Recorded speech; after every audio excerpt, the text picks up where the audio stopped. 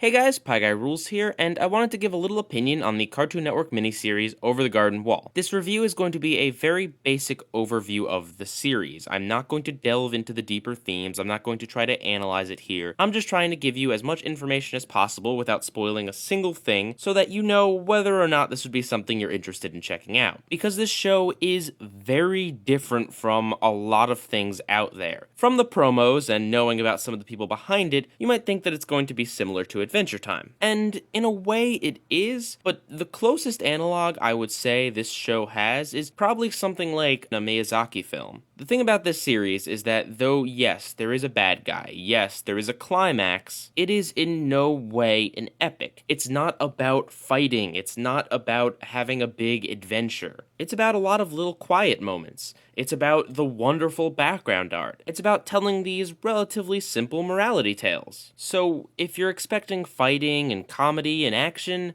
don't. Because though it contains all three of those elements, that's not what this show is. And in that way, I really don't think this will appeal to younger children. I think this was definitely made to be targeted at tweens and above. Though of course, the more mature younger children will appreciate this as well. How much did I personally like it? Well, quite a bit, but not as much as I thought I would. And I think a lot of it has to do with what I was expecting versus what it really is. And that's why I'm here to give you this review. Because I'll stress this again, it's not about the story. The story is almost a metaphor, a conduit, to convey some awesome voice acting, beautiful animation, and good morals. It feels like a more mature bedtime story, like a Disney fairy tale but without all the comic relief. And I don't mean to say that the story is bad, or that the jokes aren't funny, just that it's more like a series of loosely connected vignettes than a solid story, and that the comic relief moments are definitely few and far between. There's enough in there to lighten the mood whenever needs be, but the show isn't trying to be funny. And as far as the voice acting, yeah, Elijah Wood plays one of the main characters, but more impressive than that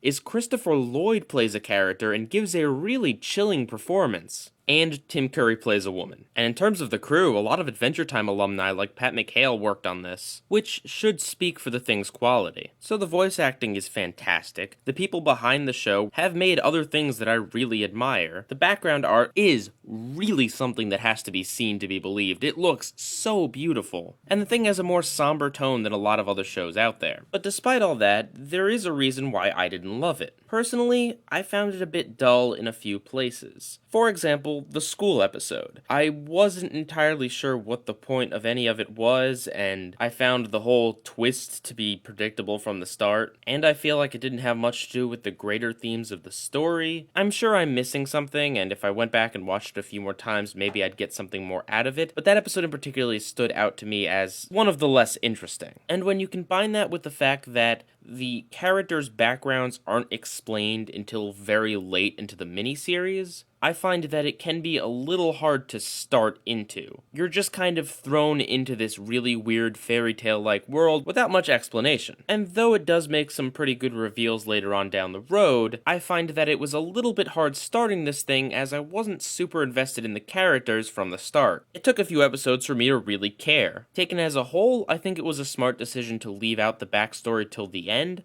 but if someone's flipping through the channels and starts to see the beginning of this thing, they might just flip away out of being disconnected with the characters. But those times when it's dull and you're not too invested in the characters are few and far between. I think the real reason I don't enjoy this is because of a personal preference. I do like bigger, grander stories with lots of comedy and lots of action. Not to say that I don't like more quieter and introspective moments, but I personally prefer it when it comes from a show that's big on action or big on laughs or big on story. In shows like Avatar or Gravity Falls or Adventure Time, when the characters take a step back from the action and the comedy and just have a quieter moment where they talk about their problems, or they think about their problems, or they share some of their fears, that really means a lot because A, you're not expecting it, and B, those quieter moments work really well when supplementing something that was funny or action-packed. Over the Garden Wall is a lot of talking, a lot of small moments, with the occasional joke or action scene. And just Personally, I would prefer it to be flipped. And I keep saying personally because this is my personal opinion. I think that the show does what it does very well. And as a piece of art, I would say it's really powerful. I'm definitely not knocking it for these things. I'm just trying to warn you that if you're like me and you like something that's a little bit bigger, a little bit grander, and a little bit funnier, then you need to know it's not going to be any of those things when you go in. So yes, I enjoyed it, yes, I recommend it, but I do give a very big warning that it is different.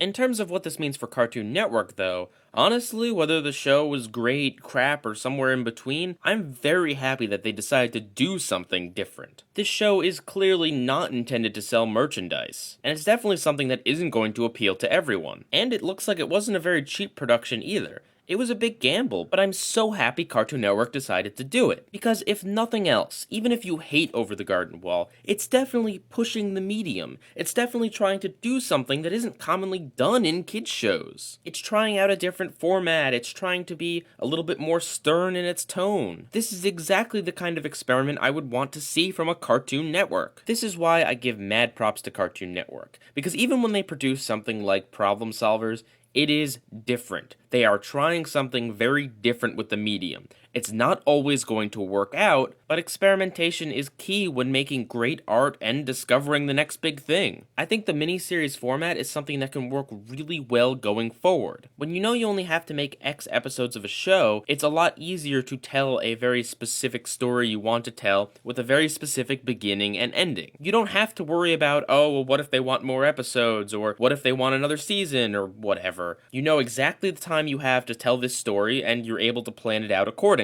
Plus, with a smaller series, you're able to have a bigger budget. And that's Over the Garden Wall. It's quirky, it's different, it's artistic, and I enjoyed it, but it's not one of my favorite shows. What it does absolutely right, but it's not going to be for everyone. Feel free to let me know what you guys think of the show in the comments. Pieguyrulz,